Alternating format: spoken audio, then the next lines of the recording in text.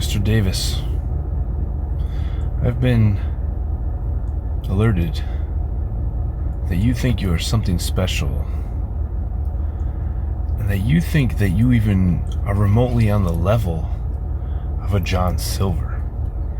John Silver possibly is at the lowest level of lows, and you, Mr. Davis, are much, much, much lower than that. Because you, Mr. Davis, are just a piece of shit. And you get nothing. Brodie Lee, Luke Harper, John Huber, I disagree. You gave us everything. Support Wrestle Talk! Support each other.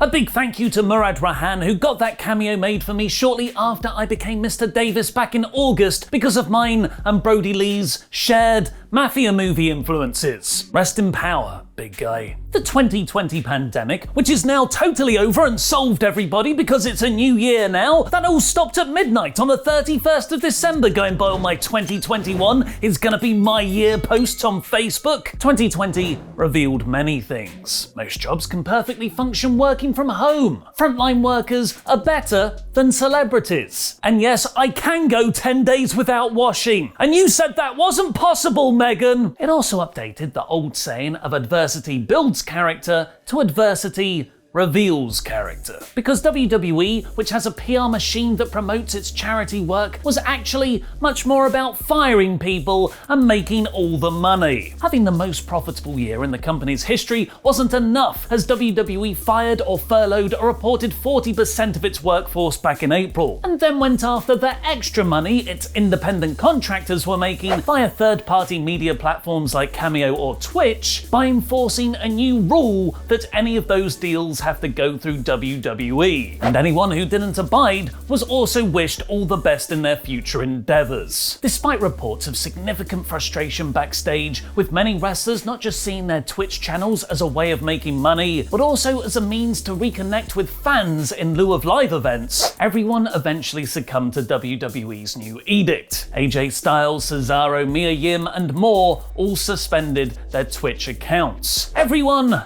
apart from two people, Zelina Vega and Paige, who didn't just continue streaming, they also started publicly discussing a wrestlers' union on Twitter, which WWE seemingly wants to stop happening so much. They donated tens of millions of dollars to the previous presidential administration to get Linda McMahon a job in the small businesses cabinet. In Zelina's case, she was unceremoniously fired. Fightful Select is now reporting Vega wasn't even granted the usual exit interview with Vince McMahon, which one anonymous wrestler told the site it didn't instill a lot of confidence in them, and that WWE is being far more ready to fire talent as of late. Zelina's non-compete clause expires on the 11th of February. But what about Paige, who remains under contract with WWE and has continued to stream on Twitch over the Christmas period, one session even including Vega herself? PW Insider is reporting that Paige has bucked the orders given to her, implying WWE have commanded her to stop, but she is continuing to stream, and that the site speculates whether that leads to any fallout similar to Vega will have to wait and see. Do you think WWE will release Paige if she continues to publicly defy their Twitch ban? Let me know in the comments down below, because I'll be replying to people from out of Paige's streaming hat.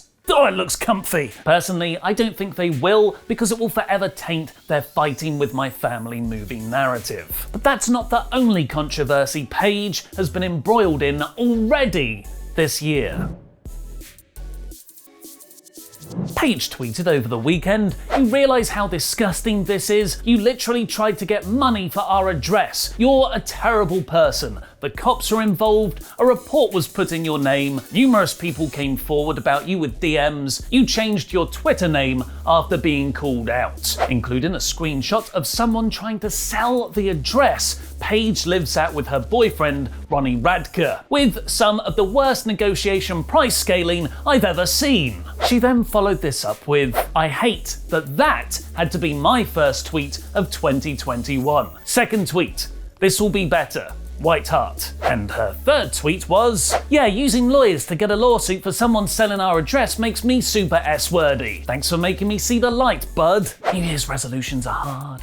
This comes just over a month after a stalker turned up at Paige and Radke's house in November, with the man claiming symbols led him to their address. With that in mind, it's even more understandable why Paige wants to keep private information private. The person trying to sell Paige's private information apparently led to Twitter user @AshHPotato sharing an alleged DM conversation with her, where Paige denies an incident between @AshHPotato and Radke and writes of the address seller, "We have lawyers and cops involved and they're setting up a case against her. The more she does, the more it helps our case." Speaking of private information, former WWE star Ryback tweeted a rather odd Christmas message to his old boss Vince McMahon. "Despite the pain and frustration the WWE has caused me since walking away, I want to send love their way towards Vince McMahon, as I've heard his health isn't great these days. Hopefully he can find the strength to overcome so he can witness me kicking his ass fully for Ryback." Heart emoji. It's difficult to tell what's genuine and what's troll with Ryback, as he's become a master manipulator of the wrestling media in the last several years. But Jim Ross has now added his own thoughts on the latest episode of his Grilling JR podcast, where he said, "I'm a lot more concerned about Vince McMahon's health than him being able to run the company, but he will run the company until they bury him." Although contextually, that could mean that Ross isn't actually concerned about Vince's health, only relatively, because he will never stop working and owning WWE. WrestlingNews.co adds the last they heard from a company source was that McMahon is still in good health and he still works out. Charlotte Flair is now claiming her WWE break wasn't actually due to any health concerns, like the elective surgery she had on a ruptured breast implant she tweeted about, but actually because she plateaued in the company. In a preview of WWE's latest The Day Of documentary series, this time focusing on Flair, she admitted she went on the 6-month break because "I felt so deflated. And it's not that I wasn't or felt creative, I just felt like I was at a standstill. I was working NXT, SmackDown and Raw. I felt like I was doing the best work of my career, but I was not moving forward." Not moving forward there actually probably meaning there were no immediate plans for me to win a title, as she'd just dropped the NXT Championship without actually being pinned the same month she went on her hiatus, and only seemingly returned when she would win the Tag Team Championships with Asuka at last month's TLC. But she might actually have some competition in the women's division soon, because it might be a new year, but we've still got reports of WWE officials being high on wrestlers backstage. Who's that Pokemon?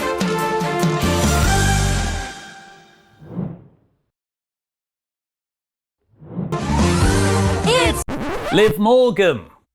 Liv Morgan's that Pokemon. Fightful is reporting Morgan has impressed the WWE locker room, with one source telling them she is obsessed with improving and becoming one of the best. She cares more than anybody. It's great to see that kind of passion. Not everyone has it. Apparently Morgan was featured in multiple major plans last year, but none of them ended up happening, although Liv isn't to blame for that. Eva Marie is also still stuck in creative purgatory, with Fightful Select also adding she was meant to return on the 14th of December episode of Raw, but her interview segment was scrapped for an unknown reason. Marie has been training at the Performance Center for several months now after signing a new WWE contract back in October. Fightful is reporting she is internally scheduled for tonight's Legends Night episode of Raw, which will also feature cameos from Ric Flair, Hulk Hogan and Carlito, along with a big WWE Championship match between Drew McIntyre and Keith Lee. WWE also seems to be changing their minds a lot over Roman Reigns' big WrestleMania 37 plans. It was initially hoped they could get Rock the Dwayne Johnson to face him for the show's Hollywood theme, but with that set to be postponed until 2022, our sources at WrestleTalk told us WWE were now booking Reigns versus Goldberg, in a retread of the match that was meant to happen at Mania 36 before Roman pulled out due to the pandemic. Goldberg has since started calling out Reigns on social media, but now another moving part has been thrown into the mix. Daniel Bryan was being built up to face Roman for the title at TLC, but that was changed relatively last minute to Kevin Owens to give Bryan's build need more time.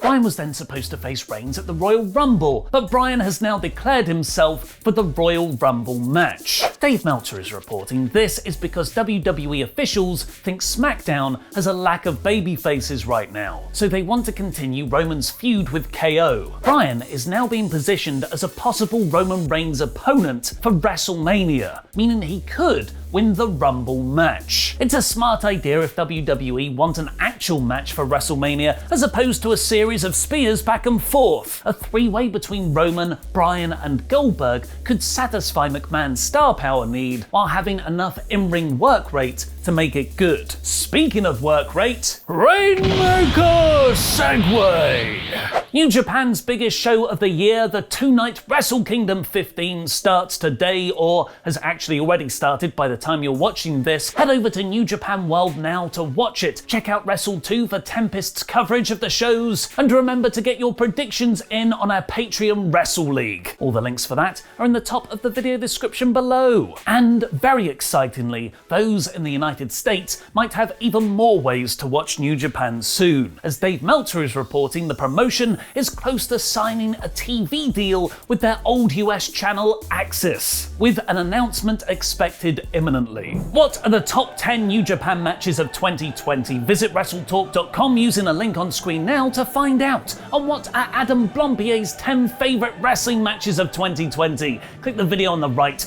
to learn more. I've been Mr. Davis. Happy New Year, folks. Jam that jam.